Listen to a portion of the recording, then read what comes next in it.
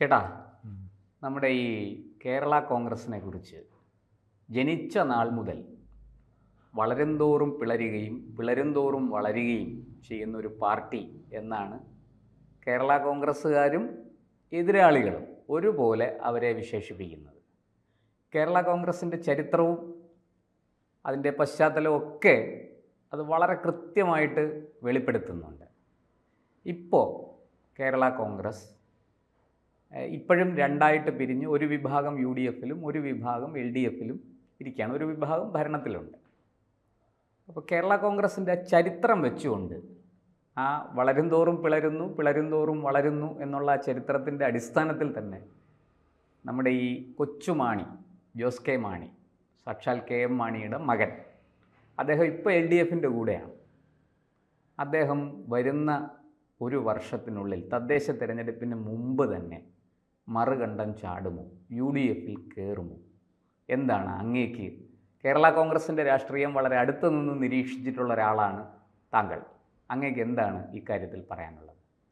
അത്ഭുതങ്ങളൊന്നും സംഭവിച്ചില്ലെങ്കിൽ കൊച്ചുമാണി UDFിലേക്ക് പോകാൻ എല്ലാ സാധ്യതയുണ്ടെന്നാണ് എനിക്ക് തോന്നുന്നത്. അതിന് പല കാരണങ്ങളുണ്ട്. ഈ കേരള രാഷ്ട്രീയത്തിലെ കരിങ്ങോഴക്കൽ മാണി എന്ന, കുഞ്ഞുമാണി എന്ന, മാണിസാറെന്ന KM മാണി ഏറ്റവും ശൃഗാല തന്ത്രങ്ങൾ അറിയാവുന്ന ഒരു രാഷ്ട്രീയ നേതാവ്, കുറുക്കൻ്റെ തന്ത്രങ്ങൾ കൃത്യമായിട്ടും അറിയാവുന്ന ഒരാളായിരുന്നു. കേരള കോൺഗ്രസ് നമുക്ക് അറിയാവുന്ന പോലെ 1964 കേരള കോൺഗ്രസ് രൂപീകരിക്കപ്പെട്ടത്. അന്ന് ഈ ഇന്ത്യയിൽ തന്നെ കോൺഗ്രസ് പിളർന്നുണ്ടായ പ്രാദേശിക പാർട്ടികളിൽ ആദ്യത്തേതെന്ന് വേണമെങ്കിൽ കേരള കോൺഗ്രസിനെ പറയാം. കോൺഗ്രസ് പിളർന്ന സോഷ്യലിസ്റ്റുകൾ പുറത്തു പോയിട്ടുണ്ട്. കോൺഗ്രസ് പിളർന്ന പല സംസ്ഥാനങ്ങളിലും ഒന്നിലേറെ സംസ്ഥാനങ്ങളിൽ നിൽക്കുന്ന പാർട്ടികൾ പുറത്തു പോയിട്ടുണ്ട്. പിന്നെ പ്രാദേശിക പാർട്ടികൾ നേരത്തെ DMK ഒക്കെ സജീവമായിട്ടുണ്ടായിരുന്നു.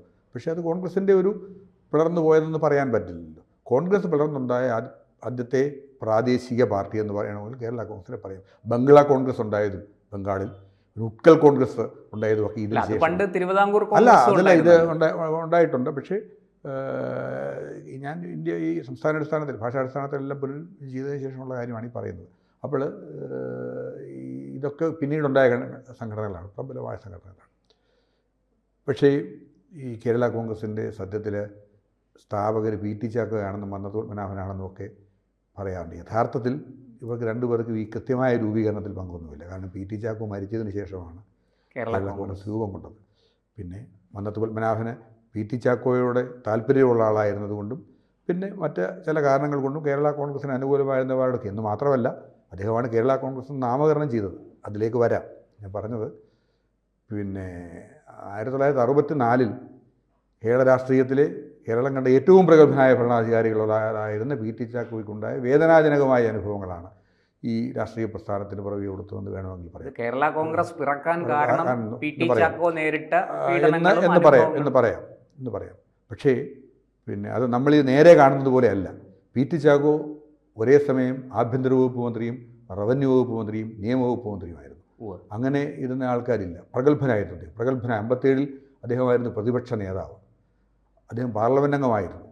അതിനു മുമ്പ് ഭരണഘടനാ നിർമ്മാണ സഭയിൽ അംഗമായിരുന്നു. ഇതെല്ലാം ആയിട്ടാണ് 49ാമത്തെ വയസ്സിൽ അദ്ദേഹം മരിച്ചുപോയി എന്ന് ഓർക്കണം. അത് അങ്ങനെയായിരുന്നു. അത്ര പ്രഗത്ഭനായ ഒരു രാഷ്ട്രീയ നേതാവായിരുന്നു PT ചാക്കോ.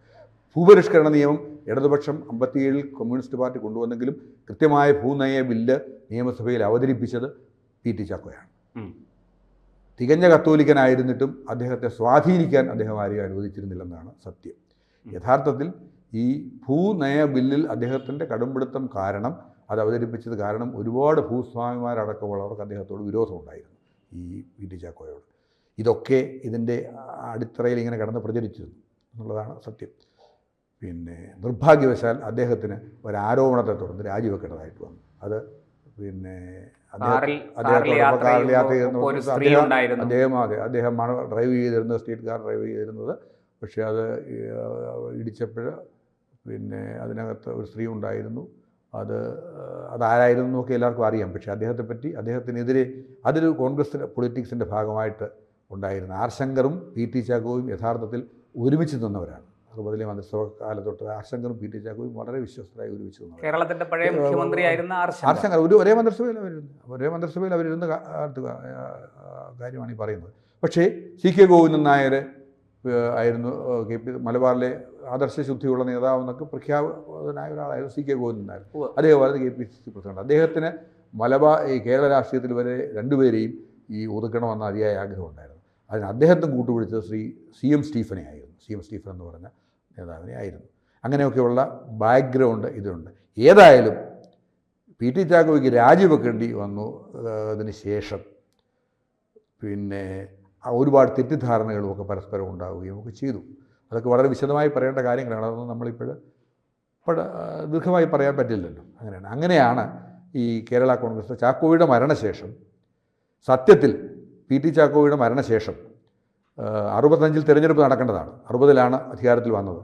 ഈ കഴിഞ്ഞ മുമ്പ് തിരഞ്ഞെടുപ്പ് നടന്നത്. 65-ൽ തിരഞ്ഞെടുപ്പ് നടക്കുന്നതിലേക്ക് വേണ്ടി ഇലക്ഷൻ കമ്മിറ്റി രൂപീകരിക്കാൻ 64-ൽ ഉണ്ടായ തീരുമാനവും PT ചാക്കോയുടെ മരണശേഷം അത് പിടിച്ചടക്കാൻ CM സ്റ്റീഫൻ കാണിച്ച വ്യഗ്രതയും ചാക്കോയുടെ അനുയായികളായിരുന്ന ആൾക്കാരെ അതിൽ ഉൾപ്പെടുത്താതിരിക്കുന്നതിൽ അദ്ദേഹം കാണിച്ച വൈദഗ്ധ്യവും കാരണം അദ്ദേഹത്തിൻ്റെ കണ്ണ് മുഖ്യമന്ത്രി പദത്തിലായിരുന്നു. CM സ്റ്റീഫൻ്റെ 65-ലെ തെരഞ്ഞെടുപ്പിൽ ജയിച്ച് മുഖ്യമന്ത്രിയാകുന്നതായിരുന്നു അദ്ദേഹത്തിൻ്റെ ഉദ്ദേശം. അതാണ് ഇവരെ വിഷമിപ്പിക്കുകയും ഇതിന് രൂപം കൊടുക്കുകയും ചെയ്തത് എന്നുള്ളതാണ് സത്യം. ഇതിനകത്ത് രസകരമായ വസ്തുത, ശ്രീ KM ജോർജ് എന്ന് പറയുന്ന കേരള കോൺഗ്രസിൻ്റെ ആദ്യത്തെ ചെയർമാൻ, പിന്നെ അദ്ദേഹം ഈ PT ചാക്കോയ്ക്ക് എതിരായിരുന്നു എന്നും രാഷ്ട്രീയത്തിൽ, കോൺഗ്രസ് രാഷ്ട്രീയത്തിൽ PT ചാക്കോയ്ക്ക് എതിരായിരുന്നു. അദ്ദേഹം PT ചാക്കോയുടെ മരണശേഷം മന്ത്രിയാകുമെന്ന് സ്വയം നിശ്ചയിച്ചിരുന്ന ഒരാളാണ് ഈ KM ജോർജ്. പക്ഷേ അദ്ദേഹത്തിന് പകരം TA തൊമ്മൻ എന്നൊരാളിനെയാണ് അന്ന് മന്ത്രിയാക്കിയത്. അന്ന് തൊട്ടാണ് അദ്ദേഹം ഈ കോൺഗ്രസ് നേതൃത്വത്തോട് അദ്ദേഹം ഇടഞ്ഞു തുടങ്ങിയത്.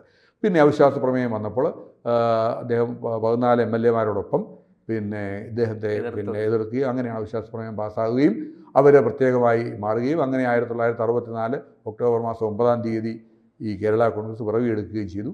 പിന്നെ PT ചാക്കോയ്ക്ക് കുടുംബസഹായ നിധിയായി 1 ലക്ഷം രൂപ പിരിച്ചെടുത്തു. ഒരുപാട് സംഭവങ്ങൾ ഇതിനിടയ്ക്ക് PT ചാക്കോയുടെ മരണത്തെ തുടർന്നും ശവസംസ്കാരത്തെ ചൊല്ലിയും PT ചാക്കോയുടെ മൃതശരീരം അന്ന് മലബാറിൽ നിന്ന് ഇങ്ങോട്ട് കൊണ്ടുവന്നപ്പോൾ വേണ്ടത്ര ആദരവ് കൊടുക്കുന്നില്ല ഒക്കെ ഒത്തിരി കാര്യങ്ങൾ. എന്ന് മാത്രമല്ല, നിയമസഭയിൽ ഇത്രയും പ്രഗത്ഭനായ ഒരു നേതാവിനെ പറ്റി പാർട്ടി നേതാക്കന്മാർക്ക് നിയമസഭയിൽ സംസാരിക്കാൻ പോലും അവസരം കൊടുത്തില്ല. അത് കേവലം ഒരു റെഫറൻസിൽ ഒതുക്കിയെന്നാണ് ഈ കേരള കോൺഗ്രസിൻ്റെ ചരിത്രമൊക്കെ എഴുതിയിട്ടുള്ള ശ്രീ ജോസഫ് പുലിക്കുന്നേൽ ആധികാരികമായി പറയുന്നത്. അത്തരം കാരണങ്ങളെപ്പറ്റി അങ്ങനെ അത് കൊടുക്കുന്ന PT ചാക്കോയുടെ വിധവയ്ക്ക് കുടുംബത്തിന് ഈ സഹായധനം മന്നത്ത് പത്മനാഭനാണ് കൊടുത്തത്. എന്നും മന്നത്ത് പത്മനാഭനുമായി വളരെ ഹൃദ്യമായ ബന്ധമുണ്ടായിരുന്ന ആളാണ് PT ചാക്കോ.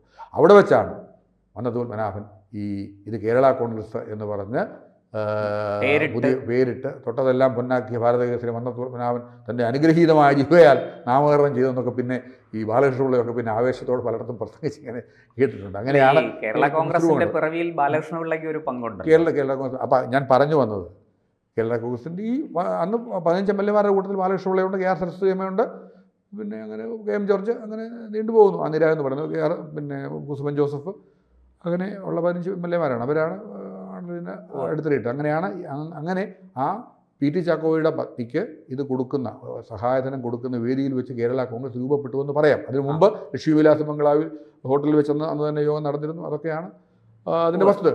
അങ്ങനെ പക്ഷേ ഞാൻ പറഞ്ഞത് ഒരു കാര്യം കൂടി ശ്രദ്ധിക്കേണ്ട കാര്യം, KM മാണി അന്നും അദ്ദേഹം കേരള കോൺഗ്രസിലില്ല. അദ്ദേഹം വന്ന് DCC സെക്രട്ടറിയാണ്. ശ്രീ മാത്തച്ചൻ ഗുരുവിനാക്കുന്നിരുന്ന് പറഞ്ഞ ആളാണ് DCC പ്രസിഡന്റ്. ഒക്കുമെങ്കിൽ DCC പ്രസിഡന്റ് ഇദ്ദേഹമൊക്കെ അങ്ങ് പോയി കഴിഞ്ഞാൽ അയക്കാം എന്ന ചിന്ത മാണിയുടെ മനസ്സിൽ അന്നുണ്ടായിരുന്നതുകൊണ്ട് അദ്ദേഹം ഈ കേരള കോൺഗ്രസിൻ്റെ രൂപീകരണത്തിലോ ഇതിലോ ഒന്നും KM മാണി പങ്കെടുത്തിട്ടേയില്ല. 64-ൽ നടന്ന കേരള കോൺഗ്രസിൻ്റെ രൂപീകരണവുമായി ബന്ധപ്പെട്ട അന്ന് DCC സെക്രട്ടറി ആയിരുന്ന KM മാണി പങ്കെടുത്തിട്ടേയില്ല. പക്ഷേ അദ്ദേഹം 65-ൽ ഈ തെരഞ്ഞെടുപ്പ് അപ്പോഴത്തേക്ക് കേരള കോൺഗ്രസ് രൂപപ്പെട്ട് കഴിഞ്ഞിരുന്നു. തെരഞ്ഞെടുപ്പ് വന്നു കഴിഞ്ഞപ്പോൾ സ്ഥാനാർത്ഥികളെ പ്രഖ്യാപിച്ചപ്പോൾ പാലായിൽ സ്ഥാനാർത്ഥിത്വത്തിൻ്റെ ചർച്ച വന്നപ്പോൾ ശ്രീ മാത്തച്ചൻ ഗുരുവിനാക്കുന്നേൽ സ്ഥാനാർത്ഥിയാകണമെന്നുണ്ടായിരുന്നു. പക്ഷേ ഈ KM മാണി അങ്ങനെയാണ് അന്ന് വളരെ പെട്ടെന്ന് നമ്മളിപ്പോഴും ഓരോരുത്തർ ഒരു നിമിഷം കൊണ്ട് ചാടുന്നു എന്നൊക്കെ പറയുന്നത് പോലെ അതിൻ്റെയൊക്കെ തുടർച്ച അവിടെ നടന്നു. കാലുമാറി നേരെ അദ്ദേഹം ഈ തെരഞ്ഞെടുപ്പിൽ സീറ്റ് കിട്ടാൻ വേണ്ടി മാത്രമായിട്ട് 65-ൽ കേരള കോൺഗ്രസിലേക്ക് വന്നത്. പക്ഷേ പിന്നെ തിരിഞ്ഞു നോക്കേണ്ടി വന്നിട്ടില്ല.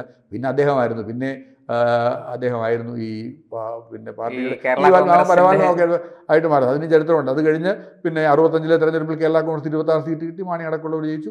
70-ലെ തെരഞ്ഞെടുപ്പിൽ പിന്നെ സീറ്റ് കിട്ടി. 70-ലെ തെരഞ്ഞെടുപ്പിൽ സീറ്റ് കിട്ടിയെങ്കിലും കേരള കോൺഗ്രസ് ഉണ്ടായിരുന്നില്ല. ഈ ഭരണമുന്നണിയിൽ കോൺഗ്രസും മറ്റേ അച്യുതമേനോൻ CPI, SSP, മുസ്ലിം ലീഗ് അത്തരം ഘടിക്കുന്ന മുന്നണിയും കോൺഗ്രസുമായി ചേർന്നാണ് ഭരിച്ചത്. അപ്പോഴാണ് ഈ 75-ൽ അടിയന്തരാവസ്ഥ പ്രഖ്യാപിക്കുന്നത്. അടിയന്തരാവസ്ഥ പ്രഖ്യാപനം വന്നപ്പോൾ ഇന്ദിരാഗാന്ധി ഇവരെ പിന്നെ KM ജോർജിനെ സത്യത്തിൽ ഒരു കേരള ഒരാഴ്ചക്കാലം അദ്ദേഹം ജയിലിലാകുകയും ചെയ്തു. അന്ന് അദ്ദേഹം അധികാരത്തിൽ ഇല്ലല്ലോ, ഇടതുപക്ഷത്തിൻ്റെ കൂടെ അല്ലെങ്കിലും പ്രതിപക്ഷമായി പ്രതിപക്ഷ MLA ആയിരുന്നു എന്നൊക്കെയാണ്.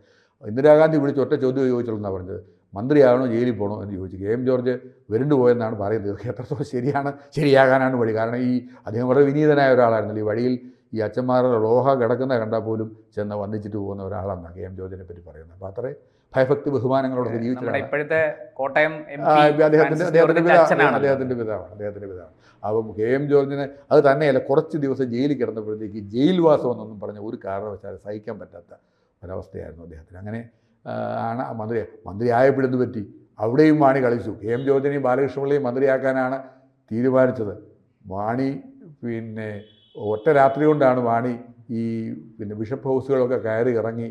അങ്ങനെ പിന്നെ KM ജോർജ് പാർട്ടി ചെയർമാനാണ്. പാർട്ടി ചെയർമാൻ അല്ലാത്തവർ മന്ത്രിയാകണമെന്ന് ഒരു സിദ്ധാന്തം ആവിഷ്കരിച്ച് അവസാനം മന്ത്രി ആയത് KM മാണിയും ബാലകൃഷ്ണപിള്ളയാണ്. ബാലകൃഷ്ണപിള്ളി എന്ന പാർലമെൻറ്റ് അംഗമാണ്. അദ്ദേഹമാണ് 6 മാസത്തേക്ക് അദ്ദേഹം മന്ത്രിയായി. 6 മാസം കഴിഞ്ഞ് അദ്ദേഹം തിരിച്ചു പോകേണ്ടി വന്നു. പിന്നീടാണ് KM ജോർജിന് ആ ആഘാതം KM ജോർജിന് ഉണ്ടായിരുന്നു. മാണി തന്നെ ഇങ്ങനെ കാലുവാരിയതിലും വലിയ വിഷമം ഹൃദയം പൊട്ടിയാണ് അദ്ദേഹം മരിച്ചത് എന്ന് മാത്രമല്ല, അദ്ദേഹത്തിൻ്റെ മൃതശരീരം തിരുനക്കര മൈതാനത്ത് കൊണ്ടുവച്ചപ്പോൾ KM മാണി കൊണ്ടുവച്ച റീത്ത് ബാലകൃഷ്ണപിള്ള എടുത്ത് എറിഞ്ഞു എന്നാണ് പിന്നെ പഴയ ചരിത്രം. അങ്ങനെയാണ് അന്ന് തൊട്ട് ഇങ്ങോട്ട്. പിന്നെ അത് കഴിഞ്ഞ് അന്ന് അടിയന്തരാവസ്ഥ കാലത്ത് തന്നെ കേരള കോൺഗ്രസ് മാണി ഗ്രൂപ്പും ജോർജ് ഗ്രൂപ്പുമായിട്ട് വളർന്നിരുന്നു. പിന്നെ ബാലകൃഷ്ണപിള്ള അതിൻ്റെ ഇത് ഏറ്റെടുത്തു. അങ്ങനെയാണ് ഈ ചരിത്രം പോകുന്നത്. പക്ഷേ പിന്നീട് ഇങ്ങോട്ട് KM മാണി ഇതിൻ്റെ സർവശക്തനായി മാറി. അടുത്ത തെരഞ്ഞെടുപ്പ് വന്നപ്പോൾ പിള്ള ഗ്രൂപ്പ് ആയിട്ട് ചുരുങ്ങി. ഒരു വിഭാഗം കേരള കോൺഗ്രസ്, ബാക്കി കേരള ആളുകളെല്ലാം കൂടി ഒരുമിച്ചു. പിന്നീട് ഇങ്ങോട്ട് നേരത്തെ നമ്മൾ പറഞ്ഞതുപോലെ ഈ 2 കേരള കോൺഗ്രസ് ഗ്രൂപ്പല്ല, 11-12 കേരള കോൺഗ്രസ്സുകളുണ്ടായി. ഇപ്പോഴും ഉണ്ട് ഒത്തിരി കേരള കോൺഗ്രസ്സുകൾ. പിന്നെ നമുക്കറിയാം ആന്റണി രാജു നയിക്കുന്നതിൻ്റെ കേരള കോൺഗ്രസ് ഉണ്ട്, ഗണേഷ് കുമാറിൻ്റെ ഒരു കേരള കോൺഗ്രസ് ഉണ്ട്, അനൂപ് ജേക്കബിൻ്റെ ഒരു കേരള കോൺഗ്രസ് ഉണ്ട്, PC ജോർജ് സത്യത്തിൽ കേരള കോൺഗ്രസ് ജനപക്ഷമായി മാറി. ഇപ്പം അവിടെ എവിടെ എത്തിയെങ്കിലും അദ്ദേഹം ഒരു പിന്നെ ഒരു കേരള കോൺഗ്രസിൻ്റെ അവശിഷ്ടക്കാരനായിട്ട് കഴിഞ്ഞാണ് വന്നത്. പിന്നെ സാക്ഷാൽ PT ചാക്കോയുടെ മകൻ PC തോമസ് ഇപ്പോൾ ഔദ്യോഗികമായിട്ട് അദ്ദേഹത്തിനാണ് കേരള കോൺഗ്രസ് എന്ന ഒരു ലേബൽ പതിച്ചു കിട്ടിയത്. അങ്ങനെ വളർന്നു പോകണം. അപ്പം മാൻസാറാണ് എന്താണ് ഈ പ്രഖ്യാതമായ സിദ്ധാന്തം വളരും തോറും വളരുകയും ചെയ്യുന്നു എന്ന ഒരു സിദ്ധാന്തം ആവിഷ്കരിച്ചത് മാൻസാറാണ്. എന്ന് മാത്രമല്ല അദ്ദേഹം വേറൊരു സിദ്ധാന്തം ആവിഷ്കരിച്ചു, അധ്വാനവർഗ സിദ്ധാന്തം. അത് എന്താണെന്ന് ഇതുവരെ ആർക്കും പിടികിട്ടിയിട്ടില്ല, അദ്ദേഹത്തിന് പിടികിട്ടിയിട്ടില്ല. അദ്ദേഹത്തിന് പറഞ്ഞുകൂടാ, പിന്നെ ഇപ്പോഴ് ആർക്കും പിന്നെ അറിഞ്ഞുകൂടാ. എന്ത് ചെയ്യും? അതാണ് കേരള കോൺഗ്രസിൻ്റെ കേരള കോൺഗ്രസ് സമ്മേളനങ്ങളൊക്കെ KM മാണിയുടെ അനുയായികൾ ഇങ്ങനെ പറയാറുണ്ട്. പറഞ്ഞു വന്നതിൻ്റെ രത്നച്ചുരുക്കം ഇത്രയേ ഉള്ളൂ. KM മാണി സാറ് ഇത് വന്നു കഴിഞ്ഞതിന് ശേഷം അദ്ദേഹം ഒരിക്കലും CPM-ൻ്റെ കൂടെ പോയി പ്രതിപക്ഷത്തിരുന്നിട്ടില്ല. ഇങ്ങനെ പിന്നെ മറിഞ്ഞ് ഒറ്റ വാക്കി പറഞ്ഞാൽ കേരള കോൺഗ്രസ് മാണി ഗ്രൂപ്പ് ഇടതുപക്ഷത്തിനോടൊപ്പം പ്രതിപക്ഷത്ത് ഇരുന്നിട്ടില്ല എന്നുള്ളതാണ് സത്യം. ഇപ്പോൾ ജോസ് കെ മാണി കഷണം എന്ന് പറയാവുന്ന മാണി, അത് ഇപ്പോൾ അവർ ഭരണത്തിൽ ഇരിക്കുകയാണ്. മന്ത്രിയുണ്ട്. പിന്നെ അസ്വസ്ഥരാണെന്ന് വേണം കരുതാൻ. നമുക്ക് പല കാരണം കൊണ്ടും അങ്ങനെയാണ്. അത് അസ്വസ്ഥരാണെന്നതിനേക്കാൾ ഉപരി അടുത്ത തെരഞ്ഞെടുപ്പിൽ ഒരു ഭരണ തുടർച്ച ഉണ്ടാകില്ലെന്നുള്ളൊരു തോന്നൽ അവരെയൊക്കെ ബാധിച്ചിട്ടുണ്ട്. അത് കേരളത്തിൽ പലർക്കും ഉള്ളതുപോലെ ഈ ജോസ് കെ മാണി അടക്കമുള്ള കേരള കോൺഗ്രസ്സുകാരെയും ബാധിച്ചിട്ടുണ്ട്. അങ്ങനെ തുടരുന്നത് ഒരു അധികാരമില്ലാത്ത ഒരു ഇടതുപക്ഷത്തിനൂടെ പുറത്തിരിക്കാൻ എന്തായാലും ജോസ് കെ മാണി തയ്യാറാകത്തില്ല. പക്ഷേ 1-2 കടമ്പകളുണ്ട്. കാരണം റോഷി അഗസ്റ്റിൻ ഇപ്പം മന്ത്രി ആയതുകൊണ്ട് അദ്ദേഹം ഏതായാലും ഇപ്പം പോകാൻ ഒരു കാരണവശാലും സമ്മതിക്കത്തില്ല. അങ്ങനെ ഒരു കാരണം. പിന്നെ അത് കഴിഞ്ഞതിന് ശേഷം കോൺഗ്രസ്സുകാർ കോൺഗ്രസ്സുകാർ എന്തെങ്കിലും ഉപാധികളൊക്കെ തിരിച്ചു ചെല്ലുന്നതിന് വെക്കുമോ എന്ന് ഒരു കാര്യം. പിന്നെ പാലാ സീറ്റിൽ ഇപ്പോൾ ആരാണ്? മാണി സി കാപ്പനാണ്. പാലാ സീറ്റ് എങ്ങനെ പിന്നെ കിട്ടുമെന്നുള്ളതിനെ പറ്റിയുള്ള ഒരു ചിന്ത. ഇതൊക്കെ അലട്ടി എനിക്ക് തോന്നുന്നത് കൊച്ചുമാണി പിന്നെ അദ്ദേഹം KM മാണിയെ പോലെ വൈദഗ്ധ്യമുള്ളവനല്ലല്ലോ. അത് അദ്ദേഹം ഇതിനകത്ത് തന്നെ തെളിയിച്ച് കഴിഞ്ഞല്ലോ. മാണിക്ക് നല്ല മെയ്വഴക്കമായിരുന്നത് കൊണ്ട് അദ്ദേഹത്തിന് എന്തും എങ്ങനെയായാലും 4 കാലിൽ വീഴാനുള്ള ഒരു കരുത്തും ശേഷിയും ഒക്കെ ഉണ്ടായിരുന്നല്ലോ അദ്ദേഹത്തിന്. അങ്ങനെ ആയതുകൊണ്ടാണ്. പക്ഷേ ജോസ് കെ മാണിക്ക് ഈ ജോസ് കെ മാണി ഇടയ്ക്ക് BJP-യിലേക്ക് പോകും എന്നൊരു ശ്രുതി അല്ല, കേട്ടു. മന്ത്രിസ്ഥാനം- അങ്ങനെ പല ചർച്ചകളും നടന്നു എന്നുള്ളതല്ല ഇതിൻ്റെ ഒരു വിഷയം. ഇത് എവിടെങ്കിലും അദ്ദേഹത്തിനൊരു മന്ത്രിസ്ഥാനം ഇല്ല, അദ്ദേഹം പ്രതീക്ഷിക്കുന്നുണ്ട്. അപ്പോൾ അതിനനുഗുണമായി കൃത്യമായ ഒരു തീരുമാനം വേണ്ടി വന്നാൽ പോയേനെ. പിന്നെ കേരള പൊളിറ്റിക്സിൽ BJP-ക്കുള്ള ഒരു സ്ഥാനം നമുക്കറിയാമല്ലോ. കേരള പൊളിറ്റിക്സിൽ നിന്നവരുടെ കൂടെ നിൽക്കാനുള്ള ബുദ്ധിമുട്ടുകളും അറിയാമല്ലോ. എങ്കിലും ഇപ്പോൾ മനസ്സിലാക്കുന്ന ആർക്കും എവിടെയും എപ്പോഴും ചേരാമെന്നുള്ള ഒരു അവസ്ഥ ഇപ്പോൾ കേരളത്തിൽ സംജാതമായിട്ടുണ്ട്. അതുകൊണ്ട് അത് പ്രശ്നമല്ല. പക്ഷേ ഇദ്ദേഹത്തെ സംബന്ധിച്ചിടത്തോളം ഇപ്പോൾ ഇങ്ങനെ നിൽക്കുകയാണ്. UDF-ലേക്ക് പോകണം ഉള്ള ഒരു താല്പര്യം ഉണ്ടെന്നാണ് പല വിധത്തിലും നമ്മൾ പല കാരണങ്ങൾ കൊണ്ടും മനസ്സിലാക്കുന്നത്. പ്രായോഗിക ബുദ്ധിമുട്ട് കൊണ്ട് ഇങ്ങനെ നിൽക്കുകയാണ്. അദ്ദേഹം ഏത് സമയവും UDF-ലേക്ക് പോയേക്കാം. അതിപ്പോൾ ഇടതുപക്ഷക്കാരോട് സൂക്ഷിക്കാൻ നമുക്ക് പറയാനല്ലേ നിവൃത്തിയുള്ളൂ, അല്ലാതെ നമുക്ക് പറയാൻ പറ്റില്ല. കാരണം ഇടതുപക്ഷത്തിന് ഇനിയും ഭരണം കിട്ടത്തില്ലെന്ന ഒരു ചിന്ത വന്ന് കൂടിയാണ്. അല്ലെങ്കിൽ അങ്ങ് തുടർന്നേനെ. പിന്നെ മന്ത്രിസ്ഥാനം കിട്ടിയില്ലല്ലോ, ജോസ് കെ മാണിക്ക് മന്ത്രിസ്ഥാനം ഇല്ലല്ലോ. ഒരാൾ മന്ത്രിയായി കഴിഞ്ഞാൽ പിന്നെ അയാളുടെ കൂടെ ഒരു ഗ്രൂപ്പ് ഉണ്ടാവും. അങ്ങനെയാണ് കേരള കോൺഗ്രസിൻ്റെ ചരിത്രം. എപ്പോഴും കേരള കോൺഗ്രസ് അങ്ങനെയാണ് TMJ ഗ്രൂപ്പ് ഉണ്ടായത്. അന്തസ്സായി ഒരിക്കൽ മാത്രമേ KM മാണിക്ക് ആഭ്യന്തരമന്ത്രി പദം രാജിവെക്കേണ്ട അവസ്ഥ ഉണ്ടായി. ഒരിക്കലും അത് ഓർക്കുന്നുണ്ടോ? അത് കഴിഞ്ഞ ശേഷം PJ ജോസഫിനെ, അങ്ങനെയാണ് ജോസഫ് മുൻനിരയിലേക്ക് വന്നത്. ജോസഫിനെ ആക്കി തൽക്കാലത്തേക്ക്. മാണിക്ക് വലിയ പേടിയായിരുന്നു അവസാനം വരെ. അതുകൊണ്ട് PJ ജോസഫിന് എതിരായിട്ട് പലതും ചെയ്തെങ്കിലും അന്തസ്സായിട്ട് കേസ് കഴിഞ്ഞ ഉടനെ PJ ജോസഫ് ഒഴിഞ്ഞുകൊടുത്തെങ്കിലും മാണിക്ക് പേടിയായിപ്പോയി. ഇദ്ദേഹം ഇത്രയും നാൾ ആഭ്യന്തരമന്ത്രിയായതുകൊണ്ട്. അങ്ങനെയാണ് പിന്നെ ജോസഫ് ഗ്രൂപ്പ് ഉണ്ടായത്. അപ്പം അങ്ങനെ ഒരു ഭയം KM മാണിക്ക് ഉണ്ടായി. അപ്പോൾ ആര് മന്ത്രിയായാലും അവരുടെ പേരിൽ ഒരു ഗ്രൂപ്പ് ഉണ്ടായിരിക്കും.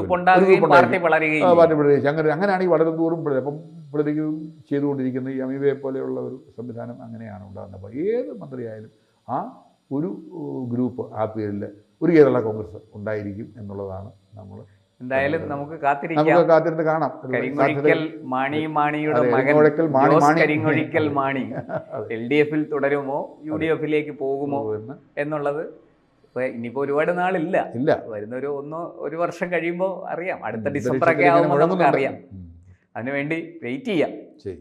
കൂടുതൽ വാർത്തകളും വിശേഷങ്ങളും നിങ്ങളിലേക്ക് എത്താൻ ABC മലയാളം സബ്സ്ക്രൈബ് ചെയ്യുക, ബെൽ ബട്ടണും അമർത്തുക.